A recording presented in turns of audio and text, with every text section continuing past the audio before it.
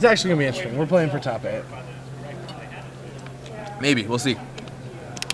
So his opponent, James Kneser, he's playing down, basically. So yeah, he's playing down. But the interesting thing about this is everyone has to play their match, because if James Onion wins, and if James Onions loses, his opponent will actually be able to sneak in if everyone else finishes their matches. So this match is kind of on this teetering of people being able to draw or not.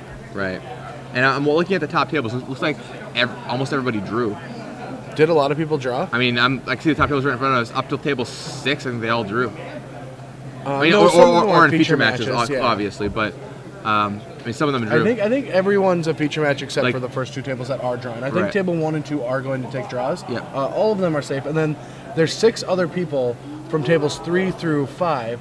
So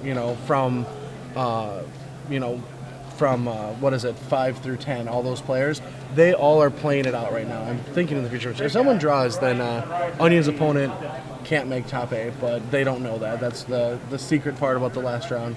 Right.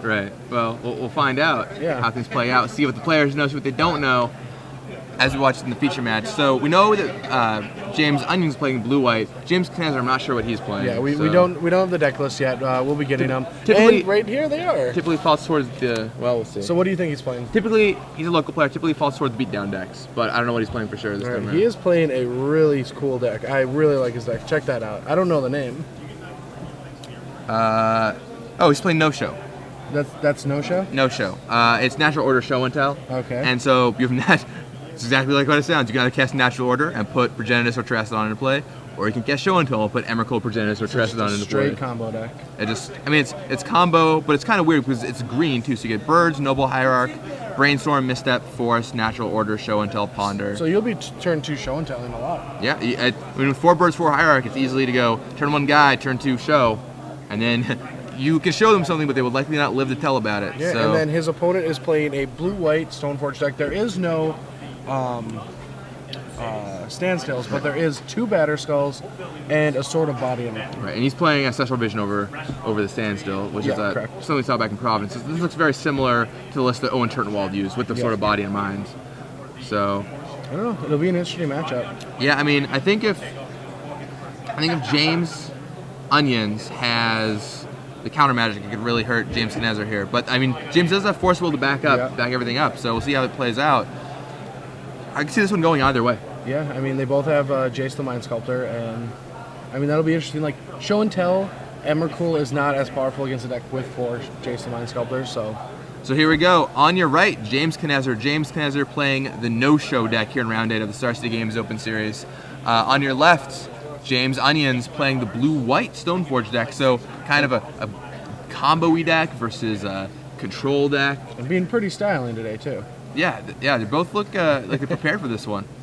And I'm Gavin Verre here, joined with Brad Nelson, and we're going to see who wins this match and has a shot of making top 8. Yeah, James Onion is started off 0-2, and now he's rallied back 5 wins in a row, and if he wins this, he is in the top 8. James Kneser, on the other hand, may make top 8, may not, depending on how it goes. But he gets Star City points regardless, so he wants to win this match. Right, plus money. I mean, that top 16 slots, pick up some dollar bills, y'all. So James Kneser cracks a Scalding Tarn and goes to get Tropical Misty Rain Force. Tropical Rain, Chocolate Rain. I don't know. This is going to be the meme match. All right, let's get back to the game. So he gets Tropical Island. I want to say Tropical Rainforest, but it should be a card though. That sounds awesome. I want to cast Tropical Rainforest. All right, so Ponder, he's debating if he's going to keep the cards or not. Yeah, I can't really see what they are. All right, and he takes them in. Keeps the 3 cards. All right, Pluto Delta gets sacked. I think this is the first time I've ever seen a fetch land actually fully tap the 90 degrees. Players, you really, no one ever does that to you? No. Oh yeah, a lot of players are like the tap. Mine discard. Sometimes I make it so I just straight in the graveyard that they think I'm discarding for a second. Yeah, same. But all right, suspending the visions. The thing about the visions is the game might be over before that hits the board. Right, it's very possible. On the flip side, it could be crucial if James goes and puts on, like, say, turn 3 turns from now, puts Emrakul into play. drawing up a Jace or something like that could be really big. That would be great. And it looks like James Kneser stuck on 2 lands. Oh no, he just played a second land drop while James Onion was still shuffling and said go right Oh, away. okay, sure. So now James is going to crack it. Crack it, so he doesn't have to draw the extra card off the Ponder. Right. And that's the thing about Ponder with fetch lands. You get to basically pick the card you want. Yeah. Yeah, Ponder gets so much better with the more shuffle effects that you have in your deck. Yeah. And in Standard, I mean, it came back in M12, and there's a ton of shuffle effects in Standard as well. So getting that land just is setting up half of his combo, which is Natural Order. Dread Arbor. I do believe that Dread Arbor is going to be a land this game. This might be our one game where it's going to be a land. This deck seems very combo-orientated. So sometimes you just got to brawl. All right, taps for... I think I know what this is. And Natural Order time. So that's the no part of the deck. And we're going to brainstorm. Try to find a Force of Will. Mental misstep from James Kneser.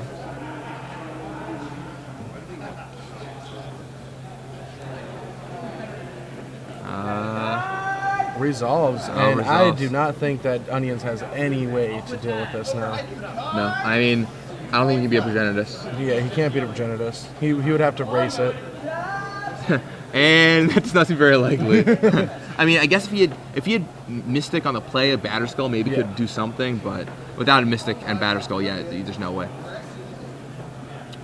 So, I mean, they're going to go through the motions. I mean, you can block with Mistress Factory, but I mean, they're going to go through the motions. I don't think that Onions has a chance, though.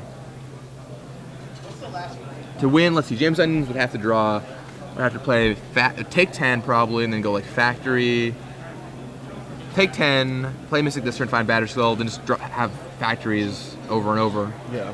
Yeah, it'd not be easy. Yeah, I don't think, I mean, he's going to try. There's the Mystic. I mean, you can't minus if you don't try, as Cedric Phillips might say, so. All right, and and even the Stoneforge Mystic gets Force of Will. James was just the perfect draw. Yeah, James had a really good draw this game.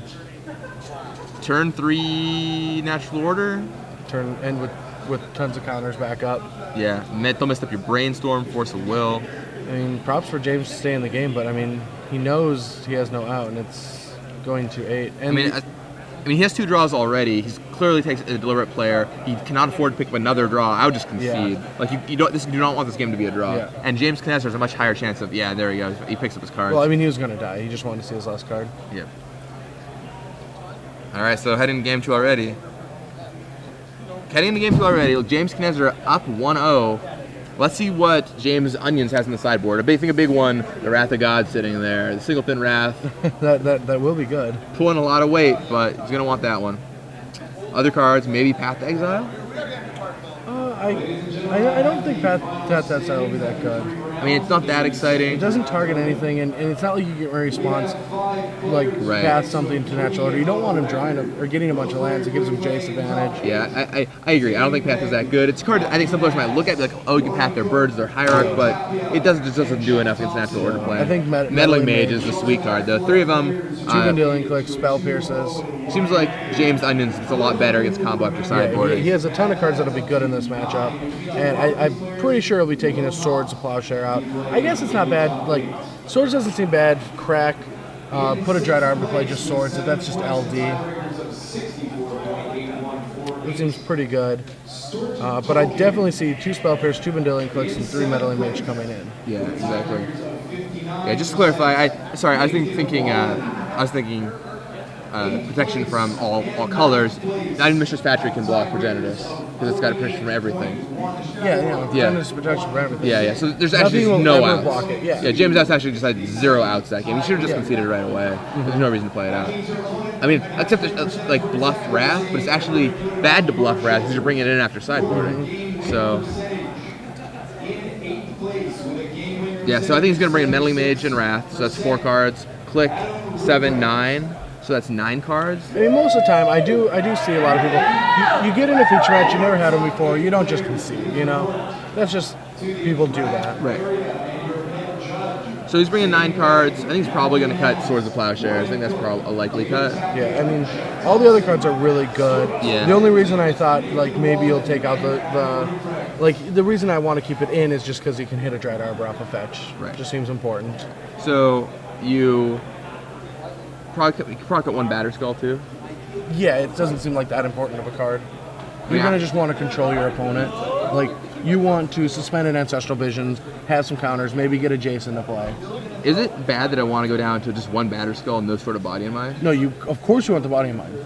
Because it gets through Progenitus for that one turn, and you can put it on a Batter Skull and actually race for life. Oh, sure, it helps you race. Yeah, and it gives you a protection from Progenitus. That I think that's a very crucial part of the game. I mean, I just would never want to draw it early, but that seems reasonable. It's too bad it's not one of the other swords, but like a Feast of Famine or something. Yeah, any other sword's going to do a little bit more damage and give you a little bit more edge in this matchup, but it still gives you a protection from a single color, which then gets through a Progenitus. Yeah.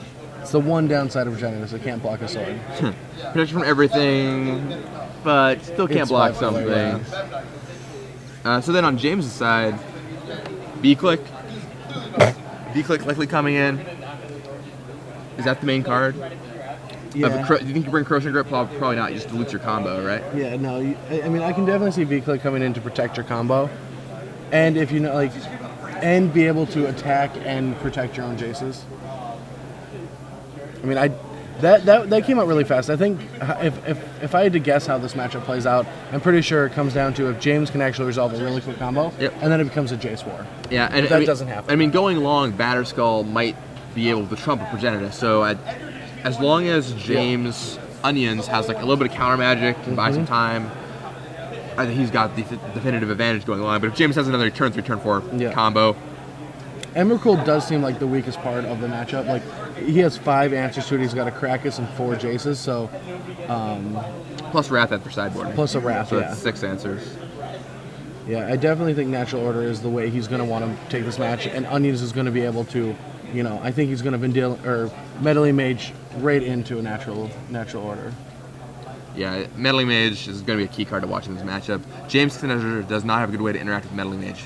He has no spell snares. He just has Force Will. Mental Misstep doesn't hit it. Doesn't bounce it. I mean, he's got Jace the Mind Sculptor, but aside Which from that, is better than all. It is true. But I mean, James Onion is going to be trying to stick his own Mind Sculptor. Yeah. So I don't know. I think I still like James Onions in this matchup, but we'll see what happens. I like James Onions in at least this game. All right. Looks like players picking up their opening hands. I do love that whenever Cedric Phillips is in a room, you can hear him, no matter where he's at. The Zach Hill effect. Yeah. All right. So Onions is keeping his hand, plays a land, and no suspending visions. All right. There's Noble Hierarch for James Kneser. I see a Natural Order already. Oh my. James setting up for the turn 3 no? I don't know. It can be a turn 2. If he has Ancient Tomb, yeah. That'd be insane. Of course, in this format, it's Force of Will, but... Alright, so it looks like James is going to Mental Misstep. I think that's a good call. Yeah. Yeah. I mean, those are like the only one drops besides like Brainstorm and other Mental Missteps. Yeah. Oh, wow, James is going to Force Will. He's being aggressive with that. He's like, I don't want this game to go long. I have a hand that can deal with this. I'm going to protect my Noble Hierarch. I think James might actually have it. I think he's got the Ancient Tomb. Turn 2 10-10s. How good are those in the history of Magic? They're okay. Okay. Alright.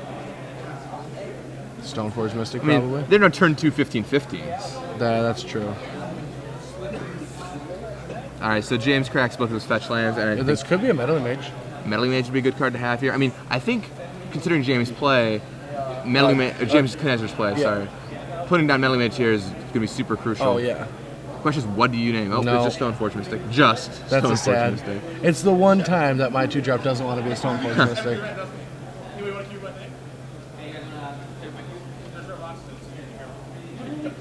And just probably get Batter Skull if you don't already have it. Yeah. Oh, Sword gets of the Body in in Mind. Mind. He probably already has Batter Skull in his hand, I'd imagine. I mean, I think Body and Mind might just be better. Really? Oh, yeah, there it is. Natural Order. James' You got it? body language pretty clearly is, do you have it? Yeah. James is like, let me consult my hand, and then I'll tell you. Do you have it?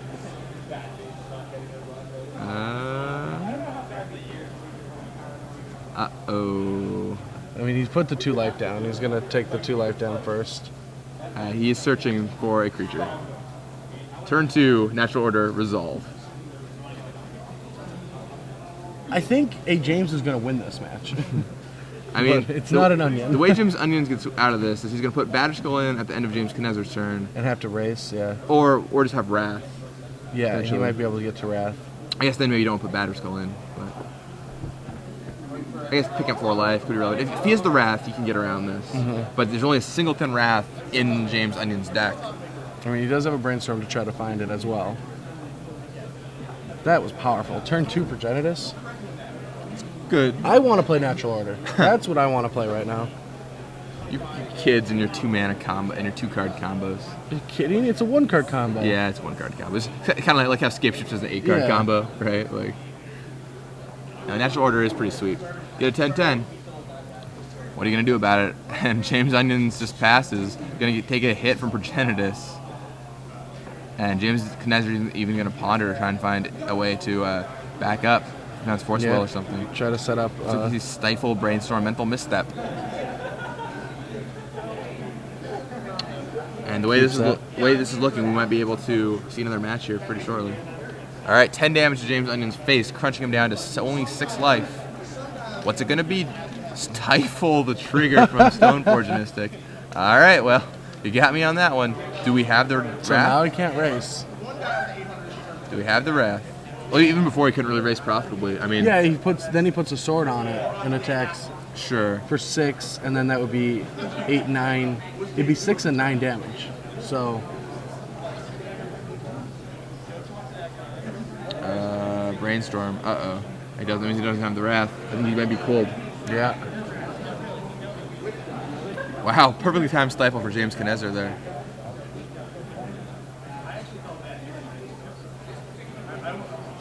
Wow, that's very fast. Wow. Yeah, that's Stifle. I didn't think James Kneser would keep those in, but worked pretty well in his favor this game. Yeah. And that's it. James Kneser takes the match.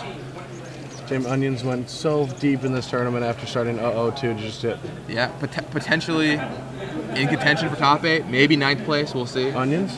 No, Kneser. Kneser, yeah. Kneser can potentially make top 8 if everyone's seated at 3, 4, and 5 on the tables. Play it out. If anyone else draws, he's knocked out. Yeah, we'll see what happens. Yeah, that was pretty interesting. I really like these Natural Order decks. They seem really powerful. They've been doing great on camera. Yeah, I mean, once again, just the kind of typical Legacy deck you have that's just versatile against everything. Yeah. You know, you have some disruptive cards, you got some green beaters, you have a card combo, just a little bit of everything in Legacy. Yeah. And hey everyone, back in the booth. I'm Gavin Burr here with Brad Nelson. We just watched a potential top 8 match take place. And it starts the game.